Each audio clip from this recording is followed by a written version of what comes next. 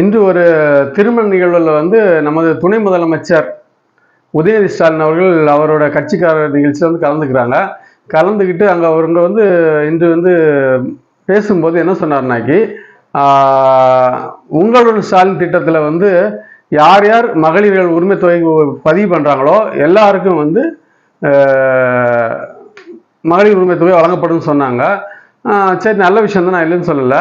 இவங்க வந்து தேர்தல் அறிவிக்கையில் என்ன சொன்னாங்க? முதல்ல அனைத்து மகளிருக்கும் உரிமை தொகை வழங்கப்படும் சொன்னாங்க. கொடுத்தாங்களா? இல்லை. ஒரு 2 வருஷம் கழிச்சு சொல்றாங்க தகுதி உள்ள மகளிருக்கு வழங்கப்படும் சொன்னாங்க. அது என்ன தகுதி நமக்கும் சரியா தெரியல. சரி, அதை அப்புறம் வச்சுக்கலாம்.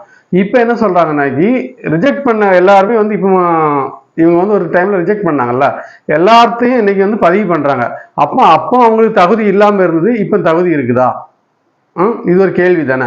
அப்போ இது வந்து தெள்ள தெளிவாக அவர் சொன்னால் நல்லா இருக்கும். ஏன்னா தேர்தல் நெருங்கினால அவங்களும் கொஞ்சம் குழப்பத்தை தான் இருப்பாங்க. அந்த குழப்பத்தை எப்படி தான் தீக்குன்னு தெரியாமல் தான் அவங்களும் கொஞ்சம் பேசுகிறாங்க.